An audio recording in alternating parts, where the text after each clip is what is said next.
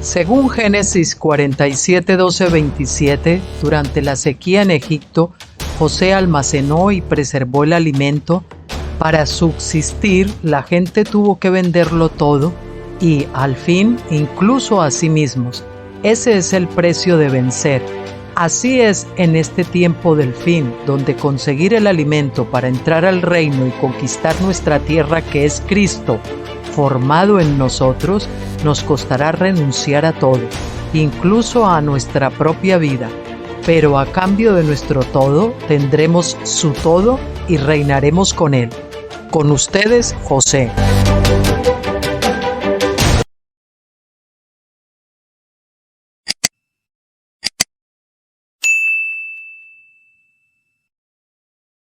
Hola, muy buenas tardes. Aquí con ustedes de nuevo, hoy 22 de agosto y son casi alrededor de las 6 de la tarde, más o menos, no sé, vamos a ver, las 5:53 de la tarde en España.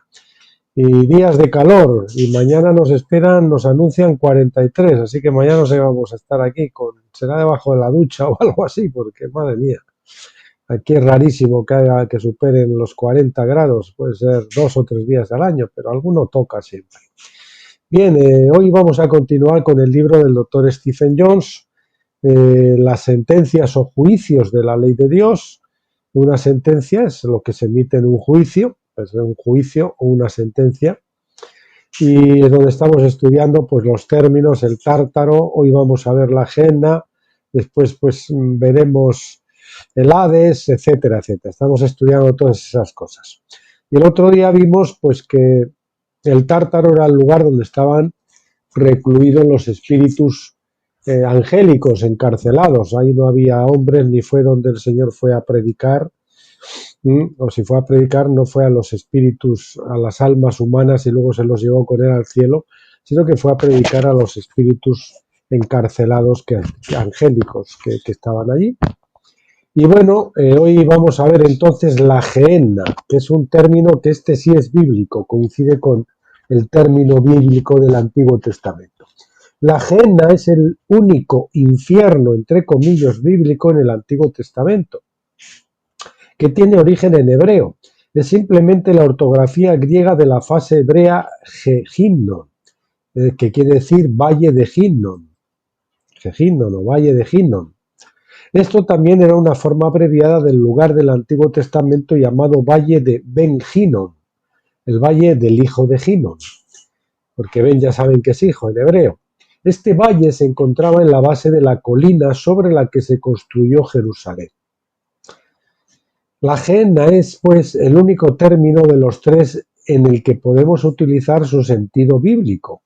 El valle del hijo de Hinnom era el lugar donde los adoradores israelitas de Baal habían sacrificado sus hijos a Moloch, que era en Jeremías 32-35, que dice: y edificaron los lugares altos de Baal que están en el valle de Ben Hinnom, para hacer pasar a sus hijos y a sus hijas por el fuego a Moloch, cosa que yo no les había mandado ni había entrado en mi mente que debían hacer esta abominación, haciendo pecar a Judá. Por esta razón el profeta dijo que se convertiría en un valle de la masacre o de la matanza, cuando Dios trajera juicio sobre Jerusalén, Jeremías 19:6. Este es también el pasaje en el que Dios dirigió al profeta a romper la vasija de barro en ese mismo valle, ante los ojos de los ancianos de Judá. Los versículos 10 y 11 dicen: a continuación, rompe la vasija ante los ojos de los hombres que te acompañan y diles: así ha dicho Yahvé de los ejércitos, así voy a romper a este pueblo y a esta ciudad como quien quiebra una vasija de alfarero que no puede ser reparada. Subrayamos eso de que no puede volver a ser reparada. Jerusalén fue destruida poco después por los ejércitos de Babilonia, pero fue reconstruida un siglo más tarde en los días de Nehemías.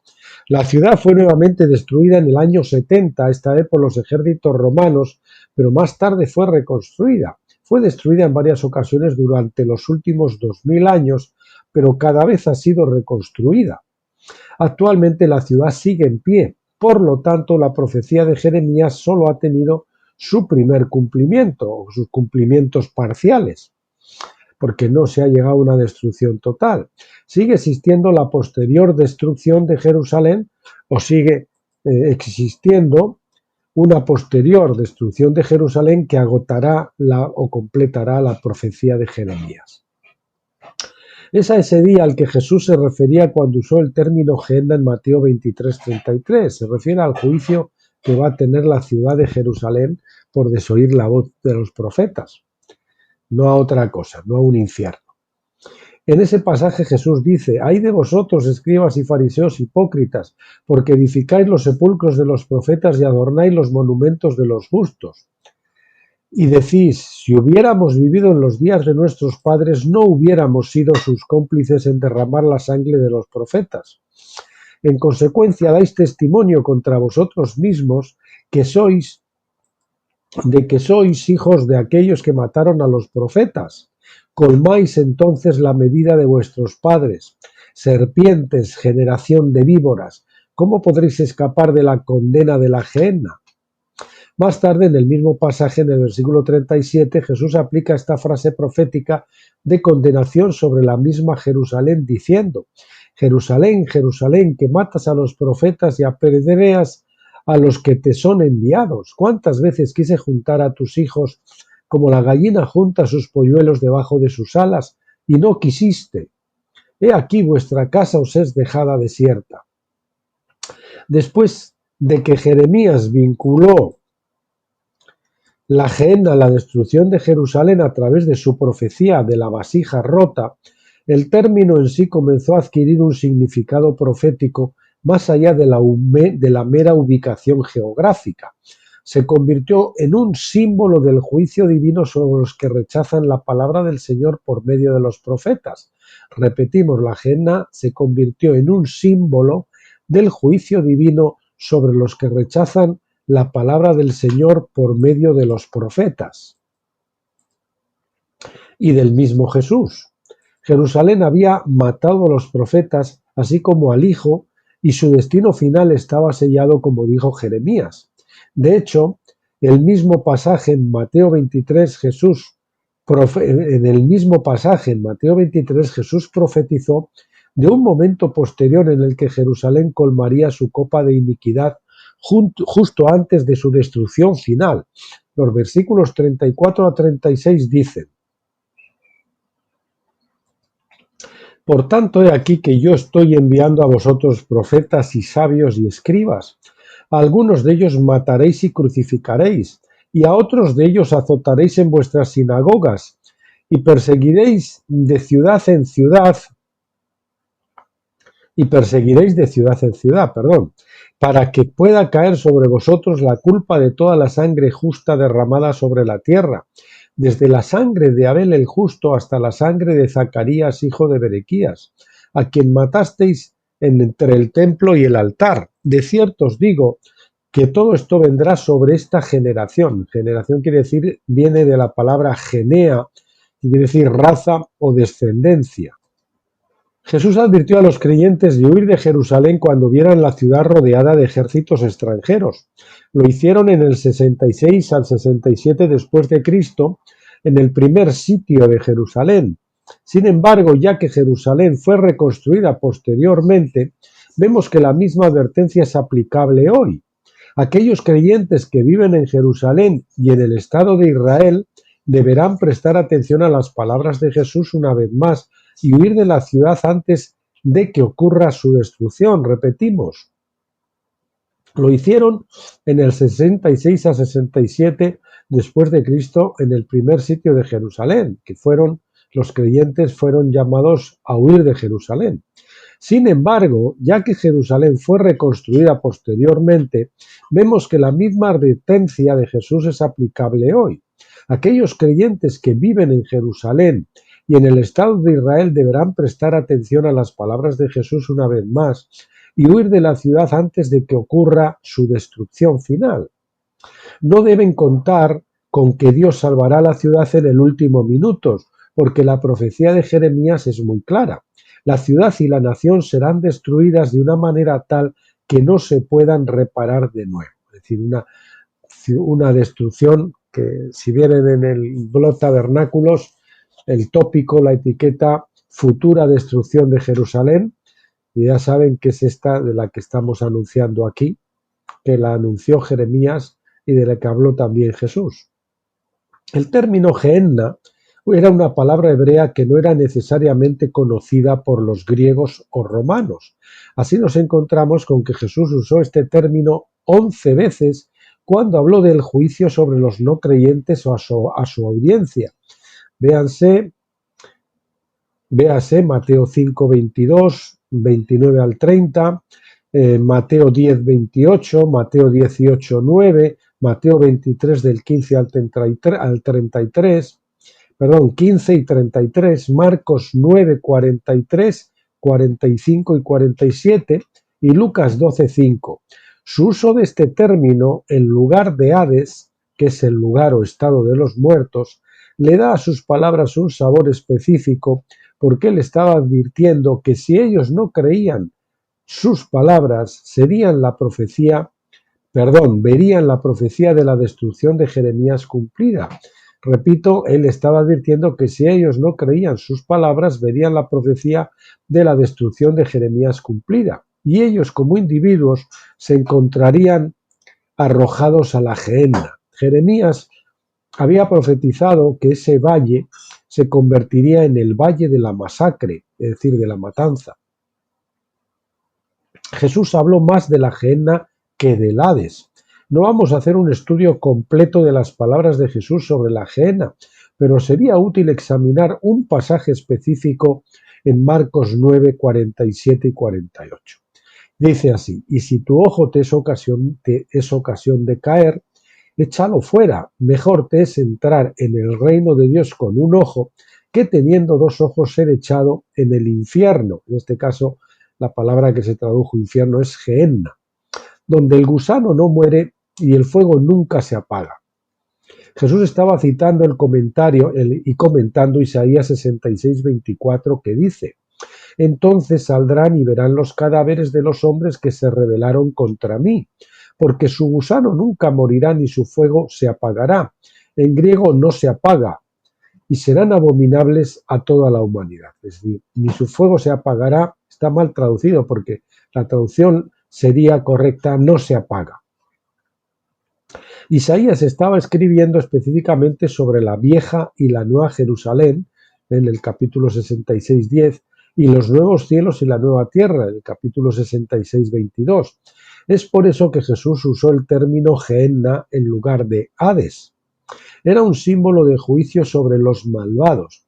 En el tiempo en que Jesús caminó sobre la tierra, la Gehenna ya no se utilizaba para el sacrificio humano, pero era el basurero de la ciudad. También era el lugar donde se echaban los cuerpos no reclamados de los criminales que habían sido ejecutados o crucificados. Al igual que muchos vertederos actuales, la Gehenna siempre estaba ardiendo, ya que era alimentada por la basura que la gente echaba en ella. Pero debido a que también contenía materia orgánica, es decir, animales y hombres muertos, también estaba llena continuamente de lombrices, es decir, de gusanos. A menudo se afirma que se trata de una imagen de un infierno ardiente y eterno, ¿no?, para torturar a los pecadores conscientes en el más allá. Pero esa es una interpretación extensa e injustificada de este pasaje. Primero de todo, ni Isaías ni Jesús dieron a entender que los gusanos eran inmortales, sino más bien que siempre había gusanos allí. Los gusanos viven por un tiempo y mueren después de criar otros gusanos más.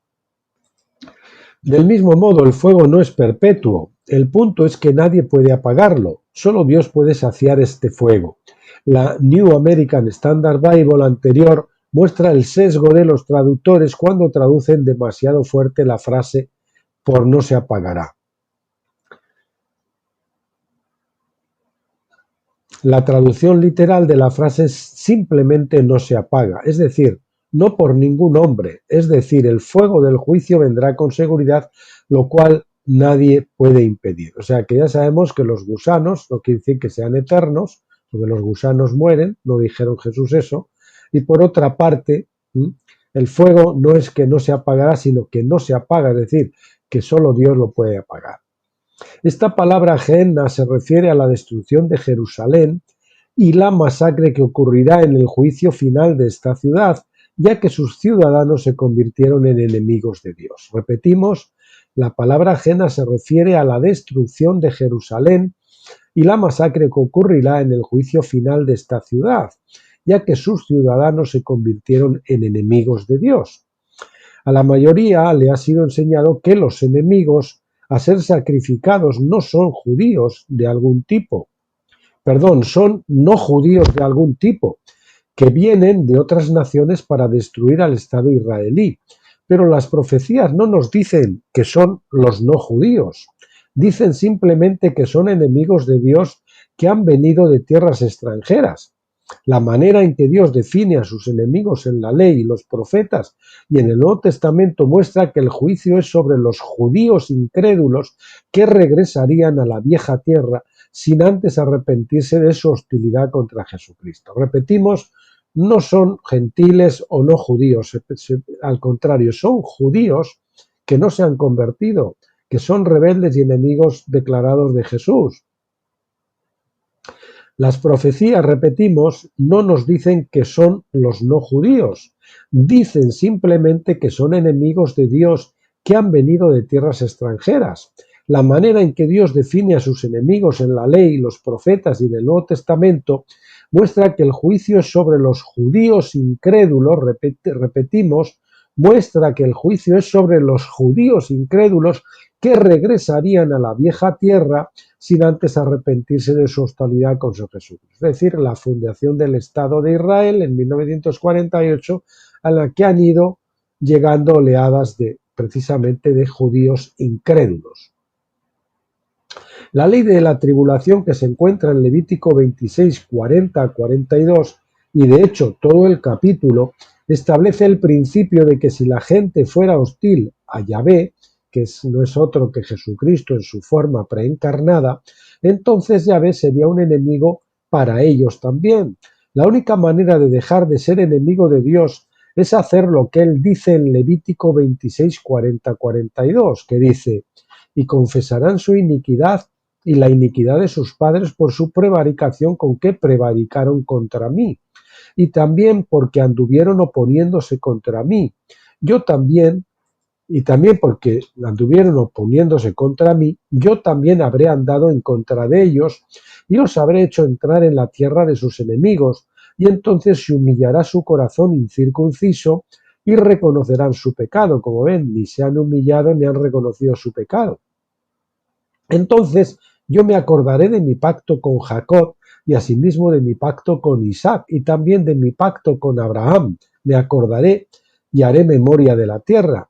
Todos estos judíos que han ido para allí no se han arrepentido, por lo tanto no están incluidos aquí. Un enemigo es aquel que no se ha reconciliado con otro. Cualquier persona, incluyendo cualquier judío incrédulo hostil a Jesucristo, está legalmente definido como un enemigo de Dios. Es legalmente definido como un enemigo de Dios. Además, las leyes de la tribulación dejan claro que Dios no se acordará de su pacto con Abraham hasta que el pueblo se arrepienta. En Isaías 63, 9 al 10, el profeta nos da un ejemplo específico de esto, diciendo: en toda angustia de ellos él fue también angustiado, y el ángel de su presencia les salvó. En su amor y en su compasión les redimió, y él les levantó y les trajo todos los días de la antigüedad. Pero ellos se rebelaron e hicieron enojar su Santo Espíritu, por lo cual se entregó a convertirse en su enemigo y él mismo peleó contra ellos. Que tengan muy en cuenta esto, porque Yahvé se ha convertido en varias ocasiones en enemigo de su pueblo y su pueblo en enemigo de Yahvé. Esto sucedió durante todo el libro de los jueces, en que Dios les vendió, entre comillas, les vendió lógicamente en manos de sus enemigos debido a su pecado, los ponía en cautiverio, yugos de madera o yugos de hierro, según. Véase Jueces 3.8 y 4.2. Dios nunca revertía sus cautiverios hasta que el pueblo se arrepentía. Dios también se convirtió, perdón, en su enemigo cuando entregó su tierra en manos de Nabucodonosor, rey de Babilonia. En este caso sí que fue un yugo de hierro. Jeremías 27:6. El cautiverio finalmente fue revertido después de 70 años, no solo porque era la hora señalada, en Jeremías 25:11 y por Daniel 9:2, sino también porque Daniel se arrepintió en nombre de su pueblo de los pecados de sus padres. Esto cumplió las condiciones de la ley. Esta idea nos lleva al Nuevo Testamento en Mateo 22, 1 al 7. Jesús contó una parábola acerca de los servidores que se negaron a ir a la boda. Los versículos 6 y 7 dicen: y otros se apoderaron de sus esclavos y los maltrataron y los asesinaron. Pero el rey se enfureció y envió sus ejércitos, es decir, fíjate que el rey envía sus ejércitos, o sea, Roma, en este caso fue sus ejércitos, los ejércitos del Señor. Destruyó a aquellos asesinos y estableció su ciudad en llamas. Jesús llamó a los habitantes de Jerusalén enemigos, específicamente en Lucas 19, donde los ciudadanos, es decir, los ciudadanos de Judea, lo odiaban y no querían que él gobernase sobre ellos. Lucas 19:14. El veredicto de Jesús en el versículo 27 fue: pero a estos enemigos míos, los de Judá, que no querían que yo reinase sobre ellos, traedlos acá, a Jerusalén, y matadlos en mi presencia. El apóstol Pablo dice lo mismo en Filipenses 3:18, porque ahí andan muchos, de los cuales os dije muchas veces, y aún ahora lo digo llorando, que son enemigos de la cruz de Cristo. Jesús profetizó que Jerusalén, Mateo 23, del 27 al 28, sería destruida con su templo, Mateo 24:2, a causa de la incredulidad de sus ciudadanos. Esto ocurrió en el año 70 y Dios les impuso otra vez un yugo de hierro, los sacó fuera de allá. Deuteronomio 28:48, que fue la sentencia de exilio de Dios. En la década de 1900 comenzó el movimiento sionista, por el cual los judíos, todavía en un estado de incredulidad, es decir, sin arrepentirse, decidieron poner fin a su exilio por la fuerza, en lugar de mediante el cumplimiento de las condiciones establecidas por Dios en Levítico 26 del 40 al 42, arrepentimiento, etcétera, etcétera. Por lo tanto, su regreso como enemigos los puso en una posición de cumplir las profecías de destrucción en la Gehenna. Su regreso como enemigos los puso en una posición de cumplir las profecías de destrucción en la Gehenna. En su ceguera están siendo llevados al matadero y gran parte de la iglesia evangélica, de los cristianos sionistas, los alienta a medida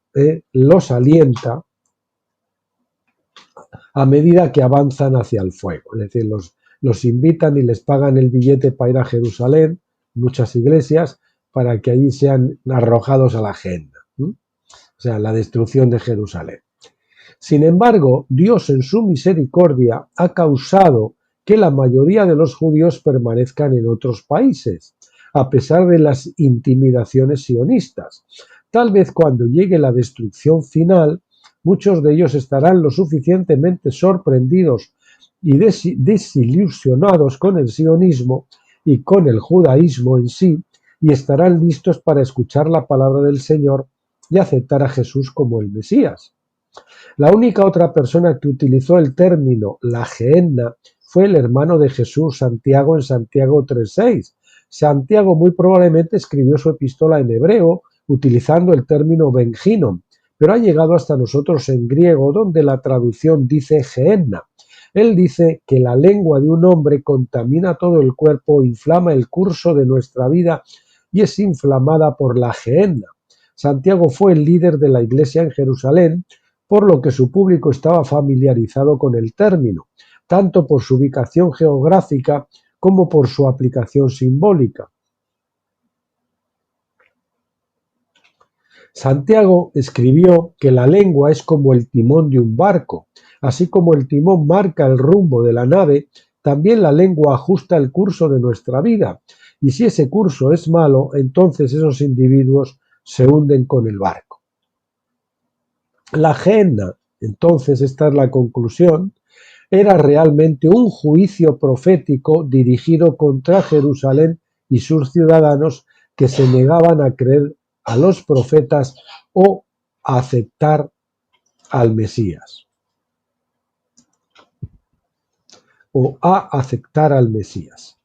No se refiere directamente al estado real o al lugar de los muertos, que es el Hades. Bien, terminamos aquí. Hoy ha sido unas pocas hojas, el capítulo es corto, pero no se preocupen que el próximo va a ser más largo, porque el otro es un poco más largo de lo habitual, así que el vídeo será un poquito más largo. Y será la próxima vez que toquemos este libro, que será seguramente la semana siguiente, Dios mediante, pues será el capítulo 3, el Hades. Muy interesante porque vamos a descubrir cosas muy interesantes referentes a la palabra de la moneda perdida, la oveja perdida y el hijo pródigo, con unas interpretaciones completamente diferentes a las que estábamos habituados. Y bueno, pues el próximo día que nos toca ver, sí, bueno, disculpen, tuve que mirarlo porque no lo había mirado, nos toca continuar con mi libro Reflexiones acampados en Gilgal, parte 2. Y veremos, pues no sé, dependiendo de su duración, 1, 2 o 3 artículos del libro. Bien, queridos amigos, gracias por acompañarme. Les encomiendo, como siempre, a la gracia del Señor Jesucristo y yo les espero el próximo día. No se olviden de venir. Hasta entonces, pásenlo bien.